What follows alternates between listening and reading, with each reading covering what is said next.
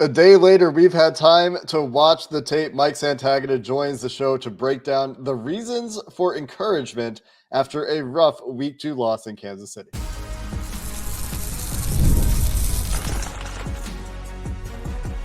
You are Locked On Bengals, your daily Cincinnati Bengals podcast. Part of the Locked On Podcast Network, your team every day. What up, Bengals fans, and welcome to another episode of the Locked On Bengals podcast. I'm your host, Jake Liscow, joined today by Mike Santagata, our weekly film breakdown guest. You can find Mike on Twitter at Bengals_Sands. You can find his podcast, It's Always Game Day in Cincinnati, and you can find his writing on Cincinnati Bengals Talk, the SI website for the Cincinnati Bengals. This show is part of the Locked On Podcast Network, covering your team every day. We're on YouTube. We're everywhere you get your podcast. Welcome back to the Everydayer. Shout out to those of you who make us your first listen. Today, we will get to some of those reasons to be encouraged, some of the reasons for optimism, and some of the things that went down when we had a chance to review the tape of Week 2's game in Kansas City. And today's episode brought to you by FanDuel, where now through September 22nd, you can bet $5 to get 3 weeks free of NFL Sunday Ticket from YouTube and YouTube TV. You can visit FanDuel.com to get started. And Mike, we of course will start with Joe Burrow. There was a lot of hand-wringing, a lot of concern over Joe Burrow in Week 1. My impression watching live and digesting the game was that it was a step forward for Joe Burrow. It was a better performance for Joe Burrow. He looked more comfortable. He looked more confident. He looked less hesitant. I thought he was a little bit better in the pocket, but I didn't think he was all the way back. Let's take some time to break down how this game went for Joe Burrow. What were your takeaways from watching the tape? I mean, I thought it was marked improvement, where I would give his first game somewhere around like a D-. This was probably more like a B, and that's a huge improvement to climb all the way up to there. Don't think it was perfect. Thought for the most part, though, made the right read, made the right throw the entire game. There weren't very many, lucky bounces that went his way in terms of ball hitting a defender and just gets swatted or tipped up or dropped or something like that. Overall, thought he played well. I think one of the first things that comes to mind when I think about how he played in this game was, oh my goodness, his body was a battering ram in this game after he didn't run the ball on that second down where he had room and threw it to Irwin instead. Yeah. After that, it felt like he made a point. I'm going to run when I have the chance. And sometimes that was good. And then sometimes he's trucking over 2 guys and you're kind of hoping like, he's going to get up, right? He's going to get up fine. And he gets up flexing. It's like, okay, maybe roll that back a little bit. There's somewhere in between these two that you can do. But yeah, I thought he played well. I think there were just a couple key plays that didn't go his way. Maybe they don't happen if he gets 100% grade from, his castmates in terms of the offensive line or the wide receiver and tight end dropping a couple of key passes. But when that happens, you still got to be able to overcome it. And I felt like there were a few plays that he probably want back. And that's fine. I think getting a B grade against maybe the best defensive coordinator in the NFL, probably pretty good. Yeah, now that Mike Macdonald is a head coach, and that would be a conversation anyway between Mike Macdonald and Steve Spagnuolo, who consistently has good plans for the Cincinnati Bengals offense, who has seen this team a lot. These teams very familiar with each other. Patrick Mahomes had his worst game in quite a while, I would be willing to wager, and we'll talk about what Lou Anarumo cooked up that went so well for this Bengals defense later in the show. We're going to say on Joe Burrow here at the top. I thought that there was a lot to like with Burrow in this game. There's some decisions you question, but like I said, to me, he looked much more confident and in control. He looked like he was willing to extend plays a little bit more by staying in the pocket, but it wasn't 100% of where you would want it to be. There's still a few times where it feels like he drops his eyes a little bit early and becomes a runner and loses that throwing posture just like a split second early. At least that's how it felt to me live. The throw to Trenton Irwin, while it very well could be argued that should be a touchdown pass to Trenton Irwin, that could also be a touchdown run for Joe Burrow, or at the very least a first down. You brought that play up a little bit earlier, the second down, where there didn't appear to be anybody in the vicinity on broadcast. It didn't appear to be anybody in the vicinity on tape. You at least are gaining positive yards there to make that a 3rd and short. If you don't score, could be a first down, even could be a touchdown there potentially, depending on how the play goes. But there were still some issues that you would like to see improve. I thought we'll make sure we hit on the positives here too. The fumble and ball security issue, to me, I mentioned on yesterday's show. This is now a couple of official fumbles for Joe Burrow and a couple of near fumbles for Joe Burrow. And that's something that had been a problem for him early on in his career, where the ball security when you got hit just wasn't quite there. And that led to the biggest swing in this game from a obvious scoreboard eye test perspective and from an EPA perspective. That play where he goes fumble 6 for the Chiefs is a monumental play in the football game. That's got to be cleaned up. And like you said, maybe you don't get to those plays if Mike Gesicki doesn't drop a pass, if Andre Yosevich doesn't drop a pass, and then Joe Burrow doesn't see the slot blitz from the Jamar Chase side of the field. Those drops directly lead to Chiefs stops.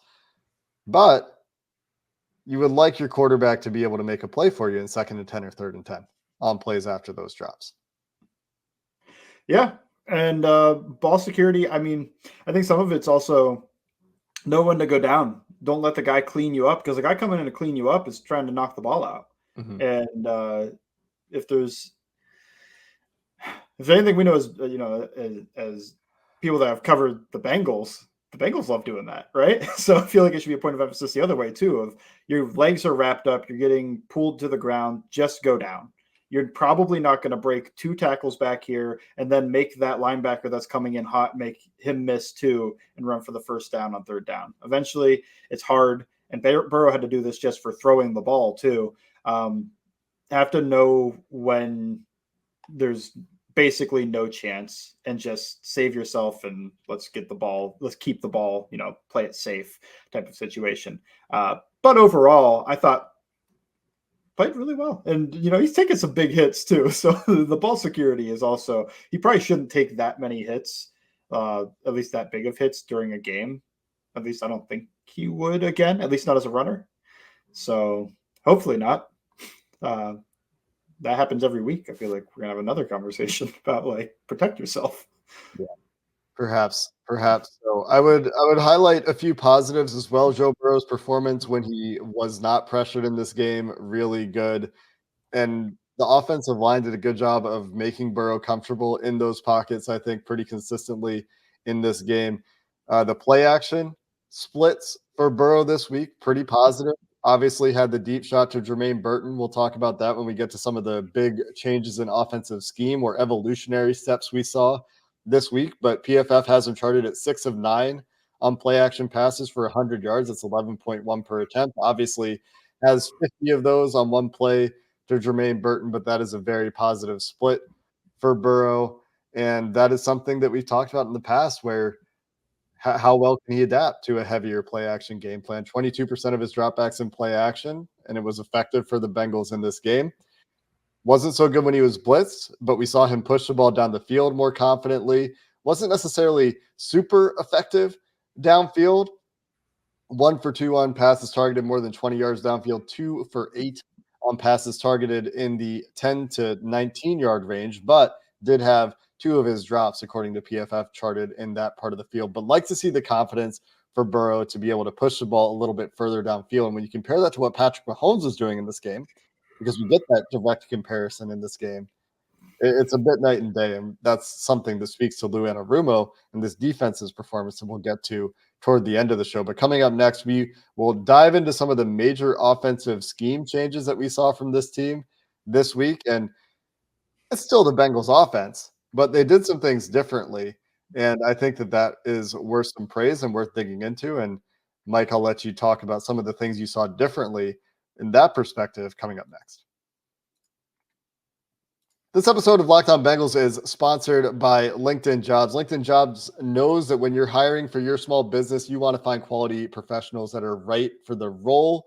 And that's why you have to check out LinkedIn Jobs. LinkedIn Jobs didn't help the Bengals find the tight ends that made them so effective passing the ball on Sunday, but they do have the tools to help you find the right professionals for your team faster and for free. It's not just a job board.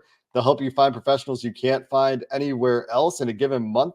70% of LinkedIn users don't even visit any other leading job site. So if you're not looking on LinkedIn, you're probably not looking in the right place. 86% of small businesses find a qualified candidate within 24 hours. So you can hire professionals like a professional on LinkedIn. They know that you're wearing a lot of hats and you might not have the time or resources, so they make it easy and they make it fast and it's free. 2.5 million small businesses are using LinkedIn for hiring, and you can post your job for free at linkedin.com/locked on NFL. That's linkedin.com/locked on NFL to post your job for free.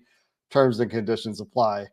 Today's episode of Locked On Bengals is also sponsored by Game Time. If you're thinking about going to that Monday night game, well, got to check out Game Time. The app makes it easy to find the best tickets at the best prices. Their new feature, Game Time Picks, makes it easier than ever. They filter out all the fluff to show you only the incredible deals on great seats, so you don't have to waste time searching through thousands of tickets.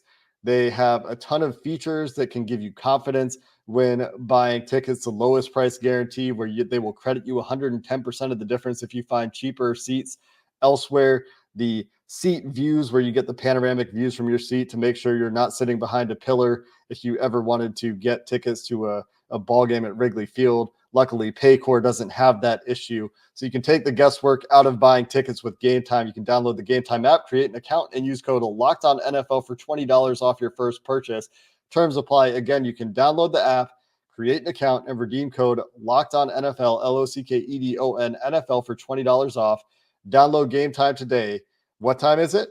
Game Time.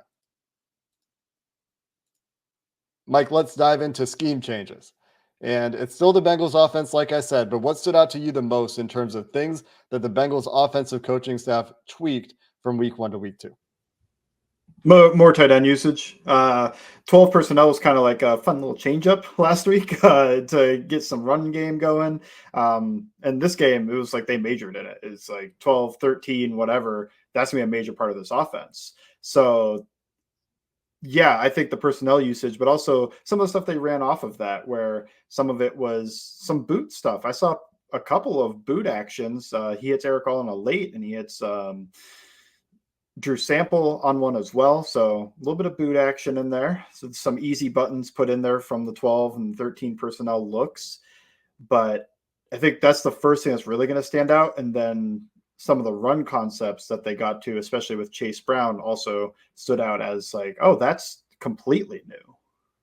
What were the differences in the usage of Chase Brown and Zach Moss? This was a week where we heard coaches say that was supposed to be more of a 50-50 split. It looks like Zach Moss is still the pass protecting back. I just want to take a quick look at the splits here, since PFF charts these for us. Zach Moss with 13 pass pro reps, Chase Brown with 0. So clearly they trust Zach Moss in that role more than Chase Brown, but they're also getting different kinds of runs. And I know there were only 4 attempts for Chase Brown versus 12 for Zach Moss, but this is something that we observed last year between Joe Mixon and Chase Brown, where they're getting different kinds of runs. What did you observe there?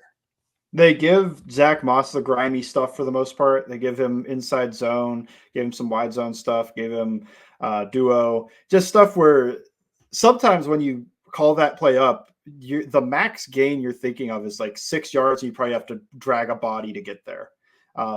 And they want Zach Moss taking those shots, not Chase Brown, because Chase Brown's kind of the sports car. Zach Moss is the everyday utility truck of sorts. But that's what I see, is that they seem to like Zach Moss running some of that stuff where he doesn't have anybody leading him. He doesn't have a defined hole that is supposed to hit on this play. Think of inside zone, tight zone. You're reading quickly leverage to try to find where your run is, or wide zone's the same way. And duo is reading a linebacker, and that's a running back's run to make that linebacker wrong on that. Instead, Chase Brown, every run he had in this game, he had a tight end leading him where he needed to go, whether that was insert zone, ISO, or kind of this bend wind back type play.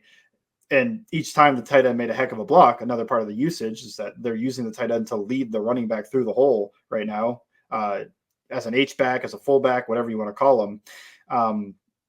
Chase Brown is getting those. And I think it's just that they still don't feel comfortable with Chase Brown doing the grimy running back run type of more difficult mental processing part of this. They kind of want him to be shoot out of a cannon and, just follow this block. And once he makes that block, go. And that's what he did. He was awesome. He was really good at his role. Maybe could earn an increase in his role. Maybe take a look at it. But that's, I think, the main difference is Chase Brown's kind of getting those fun runs designed up to fit everybody in there. You're going to hit this hole specifically. You don't need to think about leverage or whatever is happening unless something goes terribly wrong. You have your defined read. Just go be a playmaker. Yeah, the run pass split in this game also heavily in the direction of passing the ball. The Bengals, I think through 2 weeks, I know, have the highest pass rate over expected. They remain one of the teams in the NFL that is passing the ball a ton. Even the Chiefs, who I think ranked 8th in pass rate over expected, were negative. They were actually passing less than expected. Part of that, I think, is a game plan of how they wanted to attack the Cincinnati Bengals. Andy Reid clearly intent on running the ball this week in week 2, and we have some small sample size issues at play there. The Bengals, meanwhile, remain a team that wants to pass the ball a ton. And the encouraging thing about this week to me from that perspective is, one, I mentioned the play action split earlier. I think that is a step in the right direction, even if that is a small sample size. Again, it was nice to see them find some efficacy. You talked about some of the boot stuff they were doing, as well as the deep ball for Jermaine Burton. So it's nice to find some effectiveness from the play action game, from the under center game. And another big step as far as that goes in terms of passing game, if you're going to be a heavy passing game team, using the 12 personnel a lot more. That's a big deal. Getting under center a lot more than week 1. To me, that is a big deal in terms of willingness to do different things. And where week 1, I think it was 3 under center, maybe 4 under center, and 3 pistol reps. In week 2, I think it was 2 pistol reps and more like 17 or so under center. And maybe, what does that leave? Like 40 shotgun snaps. So still a heavy shotgun team, but the willingness to go under center, and this crazy split that Next Gen Stats had. And this is motion and shifts, I'm pretty sure, meaning motion at the snap and pre-snap shifts where somebody just goes across and resets. But according to Next Gen Stats, the Bengals used motion on 43 of 61 plays, which is 70%, the highest motion rate they've ever used under Zach Taylor. And that's one thing. They're using more motion, great. I'm very curious to see how much of this is motion at the snap versus shifts, because they've always used shifts, and the motion at the snap they've used less of. But the crazy part of this split is they average 6.2 yards per play on those plays with motion, 2.9 yards per play without motion. That is a massive, massive difference, and hopefully gives them something that they can learn from and use going forward with some of these other elements that we talked about. Yeah, it was a lot of shifts to me. Could be wrong, but when I watched it back over, I thought it was a lot of shifts. But the shifts are tells. It's mainly shifting Jamar Chase and seeing, okay, so what is your response as a defense? Do you follow him with McDuffie, or does McDuffie back off and then it's zone, man zone indicator? Just something to give the quarterback a little something there. Maybe see what the matchups are. And then there was some motion at the snap too. I think there was plenty of that. I'm not trying to discredit it. Thinking of the Jermaine Burton deep ball came on that motion that they've shown repeatedly in preseason. And then in week 1 of that run play where the tight end goes and kicks out the end, they ran that with Gesicki in the motion and then ran a play action off of it. It's great. You're sequencing and you're showing things on film that you're going to, use as bait later. I think it's good to have the shifts. I think it helped Joe Burrow. I think it might be worth going back under a microscope and seeing like, okay, but was it bad in terms of why did things go wrong for the stuff that didn't have any type of shift whatsoever? I tweeted when I tweeted the stat, I said we probably need way more context here to understand what exactly is happening on the plays with and without motion, what exactly is being defined as motion here. That is something that we get from the film study. That is something that we could take a second look at later in the week. But maybe those plays where they're static and they're not shifting are just like your 3rd and 10s. And those are really hard against the Spagnuolo defense that is dialing some stuff up. One of the big lessons for me in this game is the Bengals don't want to be behind the chains against Spags. It's something that they've been able to overcome in the past. We'll see if Joe Burrow gets back to that point this year. Meanwhile, the defense kept Patrick Mahomes and the Chiefs to 1 of 8 on third downs, and a game that Mahomes was not very effective. Looked very pedestrian. We'll talk about what Lou Anarumo's defense did to slow Patrick Mahomes down coming up next. This episode of Locked On Bengals is sponsored by FanDuel. You've heard us talk a lot about FanDuel, America's #1 sports book, and we've been telling you about this offer for a while now too, but you're running out of time. They've got something different on offer for you right now through September 22nd, just a few days away. FanDuel customers can bet $5 and get a 3-week free trial of NFL Sunday Ticket from YouTube and YouTube TV. Then, along with a YouTube TV base plan, you'll be able to watch every regular season Sunday afternoon out of market game. All you need is a Google account and a form of payment, and you can cancel at any time. You can check it out at FanDuel.com, America's #1 sportsbook, to get started. And maybe you're looking ahead to next week where the Bengals are 7.5-point favorites on Monday Night Football in a potential get-right game against the Washington Commanders. And Jaden Daniels, a Heisman Trophy winner, coming in playing quarterback for the Washington Commanders in the Ring of Honor night, which has been a good night for the Cincinnati Bengals in their recent history since they've started doing the Ring of Honor thing. You can check it all out at FanDuel.com and get that 1 week or that 3-week free trial of NFL Sunday Ticket. Again, that's FanDuel.com. Download America's #1 sportsbook. Mike, we finished the show with a very impressive effort from this defense, I thought. The things that we thought would go wrong did go wrong. The Chiefs' interior offensive line were their best players on offense, and the Bengals' interior defensive line struggled, but really encouraged from another dominant performance from Trey Hendrickson, his ability to single-handedly almost win the game on defense and really play a game record role for Patrick Mahomes and the Chiefs' attempts to run a passing offense in this game. And a number of players stood out for positives. But something you pointed out to me before we got started is where Patrick Mahomes' passes were when you look at how he just wasn't able to push the ball downfield. And Mahomes was not good in this game. Put the ball in danger numerous times, including a pick that didn't count, and got that DPI call at the end of the game on a duck that could have gone to a better spot on the football field. What did the Bengals do that made Patrick Mahomes so uncomfortable? Everything constantly changes. And then what's always funny to me is going back and seeing the reps where they line up in cover one.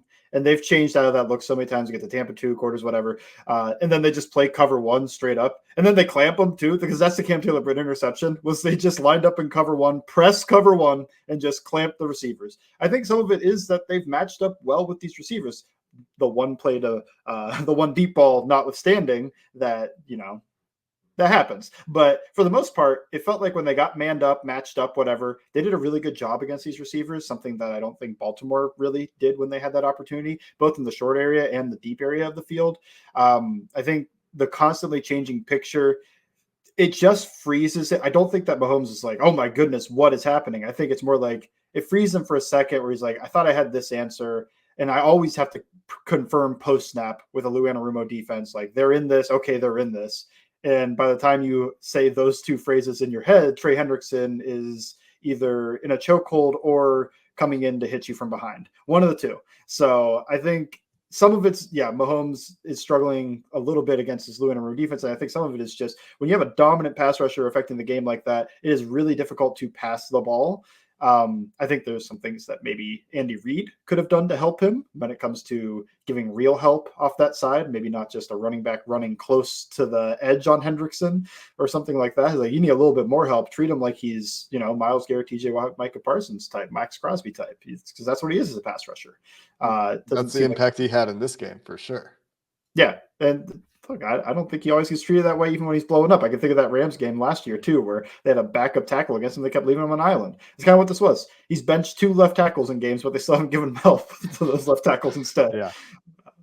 But, all the credit to Trey Hendrickson, but I also want to give shout out to Lou for just allowing them to have the time to get there too. Because I think that's something that didn't happen in the Patriots game. Maybe it was less creativity post snap. I think that was less creativity post snap, but that's also because the Patriots were just going to run the ball. And if they had to punt, they had to punt. They just wanted to score 17-20 and win that game however they could. The Chiefs instead know that this is a little bit more of a high scoring affair, at least. And they're not just going to run the ball in 3rd and 7 or something like that. So these, when you have the opportunity to rush the pass, you have the opportunity to change the picture post snap, play whatever coverage you want, flood the coverage, think of the resource management aspect of it. Now we can really push all our resources to coverage rather than trying to stop the run or rush the passer. It's nice because they lined up in a 3-1-6 at one point on 3rd and 6, and it's not like the Chiefs are going to run the ball there. Patriots might have, you can't go out there and do that against the Patriots. They might just come out in 22 and try to run ISO and then just run it again or something. So I thought the game allowed him to get creative. He got creative. He does a really good job of that. And then his players performed. Cam Taylor-Britt performed other than the one play, but hey, you make that pick, you can give up a touchdown. I think that's how I would think, at least. DJ Turner, Dax Hill, all these guys, they played really well in their role up until maybe the last play of the game. But that's 8 seconds into a play at the same time.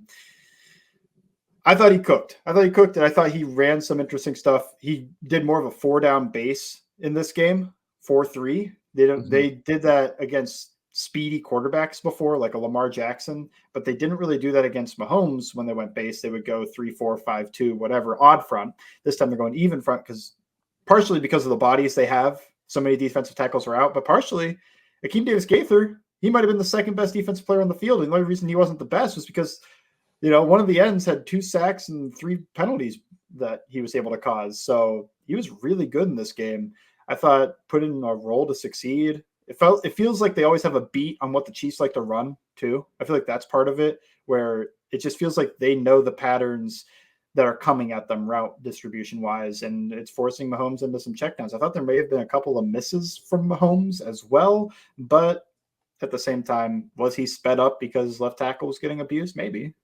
It looked like it, and that doesn't happen to Patrick Mahomes very often. His time to throw when he was blitzed was under 2 seconds, 1.58 second time to throw when he was not blitzed. When he was clean, even the ball was coming out in 2.13 seconds, which even for Patrick Mahomes is very fast. When he was pressured, he did extend some plays, but on those plays, he was pressured, which was 25% of his dropbacks. According to PFF's charting, he was 1 for 4 with that completion going for just 1 yard and a turnover-worthy throw happening on those plays. The Bengals only blitzed him 5 times, and he was 3 or 4 on those blitz snaps for only 9 yards. Did also have the play-action touchdown pass to Wanya Morris against a blitz, but as we discussed before the show, Mike, the Bengals were really selling out on the run on that play. 51 of Patrick Mahomes' 151 passing yards came in the screen game, according to PFF's charting. That was 9 of his 32 attempts. 9 of his 32 dropbacks, 8 of his 25 attempts. And on non-screen plays, Mahomes was just 10 for 17 for 5.9 yards per attempt, had those 2 picks. You take that every day of the week in terms of bottling up Patrick Mahomes and this Kansas City passing offense, which looked like it had something in week 1 against Baltimore. And not only that, the crazy thing here that you pointed out to me before we got started is of Patrick Mahomes' 25 attempts, 11 of them come behind the line of scrimmage. Another 7 of them come in the 0 to 9 yards beyond the line of scrimmage range. So we're at 18 in the behind the line of scrimmage to 9 yards area of the field, and just 5 passes pushed more than 10 yards downfield. And on those passes, he threw 2 picks. So the Bengals did a great job of forcing the ball to come out quickly, forcing the ball to come out underneath. And a big difference from week 1 to week 2 was tackling wasn't perfect, but it wasn't the glaring disaster that it was in week 1. The issues they had this week when they gave up yards were typically that the interior of the defensive line couldn't hold up against the best interior offensive line in the NFL. But tackling was significantly better, I thought, this week, Mike. Oh, yeah. And they played against a team that's hard to tackle, too. Rashee Rice, hard to tackle. Isaiah Pacheco, hard to tackle. You can think of even Carson Steele, hard to tackle. So they had some guys in there. The Chiefs ran that end around again that they ran against the Ravens. Xavier Dax Worthy Hill broke made a cool tackles. play. Not even just Dax Hill, but BJ Hill strung that thing out to the sideline. I want to give him some credit here because he took it all the way out to the numbers as a defensive end. Where That's if you true. think of the Ravens one, Worthy cuts up field so quick and is pushing down the field right away, and the blockers are in front of him. When you get strung out all the way to the sideline, give him time for Dax Hill to come up there and make a play. So they both deserve some credit on that. So yeah, I thought the defense was much more well coached. It just seemed like the entire team woke up this game. And it kind of stinks that didn't happen week one. They kind of sleptwalked through that first game. But now this mostly looked like the Bengals that we were expecting to see throughout the season. Yeah, it gives me some encouragement going forward. The cool play from Dax Hill, by the way, on that end around, that reverse, whatever it was that he chucked his blocker into Xavier Worthy and slowed him down and gave someone else time to get there and clean it up. But I thought that was, I don't know who was blocking him on that play, but it was a nice grown man strength play for Dax Hill out there. And once again, we didn't really see Dax tested too much in coverage. There's one play where the announcers talked about it. He probably got too much depth in zone. PFF has him charted at 3 targets, 2 catches, 15 yards. You're taking that every time. Cam Taylor-Britt, I mentioned on the show yesterday, outside of that touchdown where he gets caught peeking into the backfield, only targeted one other time for a 6-yard pass, and then has that awesome pick. So pretty good job by the Bengals to keep the ball underneath, to tackle in the passing game, to speed up Patrick Mahomes, to bait him or get him uncomfortable enough to put the ball in danger, throwing the ball. Just some really uncharacteristic pick, which is also a really good play for Akeem Davis-Gaither, and a couple of really nice plays, one of which didn't count. DJ Turner had a great interception a couple plays before Cam Taylor-Britt's interception. Those were both really good plays by DBs on this team. So interesting to see how DJ Turner's usage will evolve going forward as well. He got a lot more run in this game as a slot defender, a lot more rotations we're seeing from Mike Hilton as this young season goes on. And that included some Dejon Anthony. We'll see how that package resolves itself going forward after the experience they had with it this week. But Mike, appreciate it. You can find his work, of course, at Bengals_Sans on Twitter, where he will tweet a lot of great clips, including a lot of the plays we talked about here today, and his articles that you can find on the SI Bengals site, Cincinnati Bengals Talk.com. You can also find his podcast, It's Always Game Day in Cincinnati. Mike, appreciate it. Until next time, that is going to do it for this episode of the Locked On Bengals podcast. We'll continue to have you covered here throughout the week as we get ready for Monday Night Football. Appreciate you listening. And until next time, Hoo Day, and have a good one.